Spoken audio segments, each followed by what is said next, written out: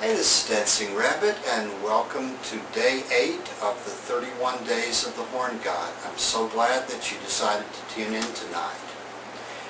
Tonight's topic is inside or out. Can we invoke the horned God inside our house or our apartment? Or do we have to go outside? Can we invoke the horned God in the city, in an urban environment? Or do we have to go into the wild? I've always believed and taught that we could invoke our gods almost anywhere and any time. All we had to do was be able to get quiet and a little bit undisturbed by people or things and shift into ritual consciousness. If you look at the fairy tradition, it teaches about 3 selves. The talking self, that's our conscious logical mind, that voice chattering away in our head. The younger self, that's what we were as small children before we acquired language.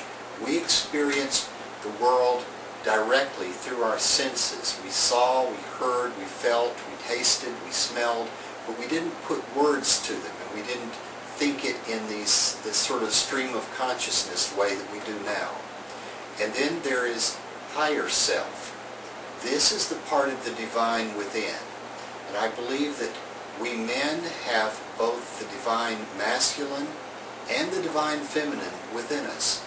And so do women.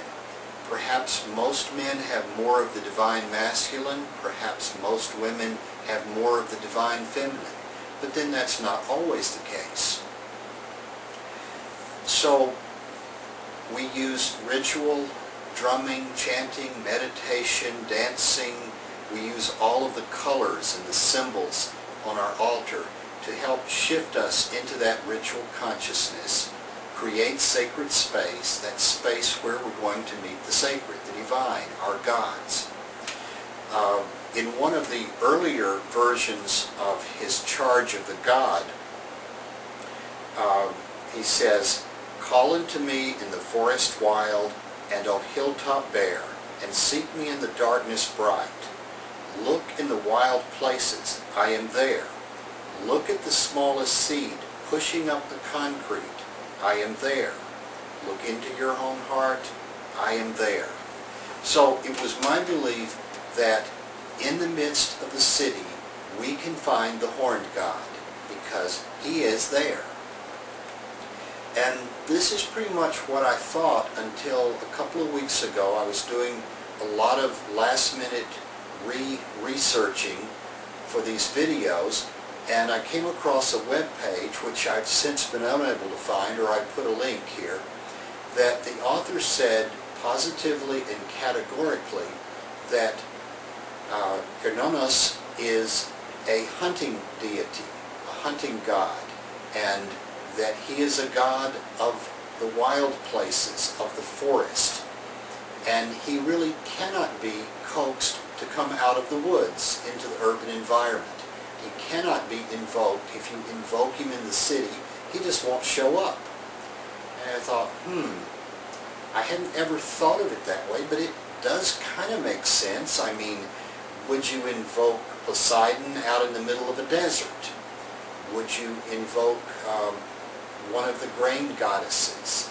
Demeter, Persephone, would you invoke them on the top of a mountain or on say, a snow-covered glacier? Well, probably not.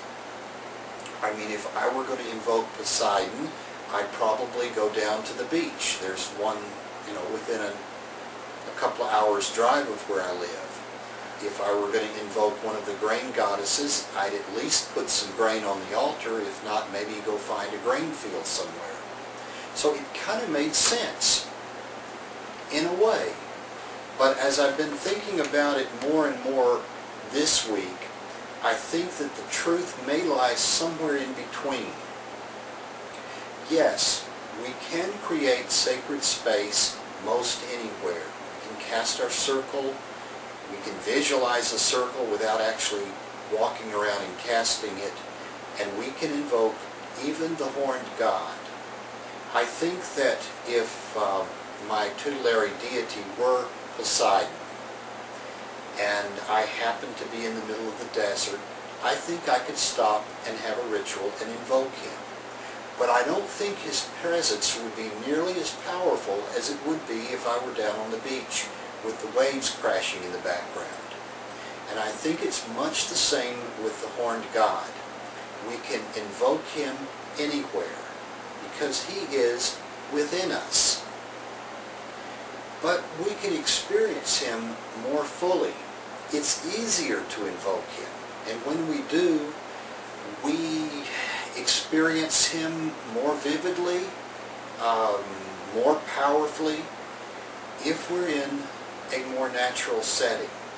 So in doing some of next week's videos, and I tried to get a little bit ahead, and I tried to experience some of this stuff that I was going to be talking about, just to make sure that it really worked. I spent some time in one of the wilderness parks that's probably within about 10 minutes of where I live. It's about 3 blocks long and about 3 blocks wide.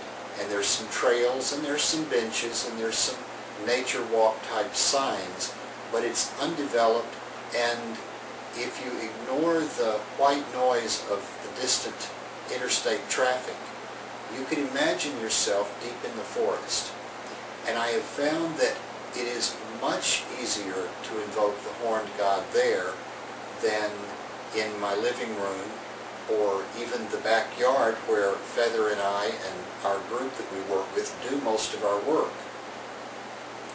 I'm really looking forward to the weather getting cooler and having some time, maybe catching some time on the weekend to go camping, to go into one of the national forests that's within a day's drive of here, and see if there maybe I can't experience even more of the horned god. So what I'd like you all to do is to put some thought into it, put some experience into it, experiment. Try invoking the horned god in various locations and see what happens, see what the result is. Post your comments back here, maybe make a reply video. I always leave the videos open for replies. What has been your experience? What are your experiences in doing this? And how much truth is there to the idea that you can invoke the horned god anywhere, or the opposite truth that you have to go to some special place like deep in the forest before you can invoke him and expect him to show up? Which truth is true for you, and to what extent? Well, till next time, I leave you with that thought, and I wish you peace.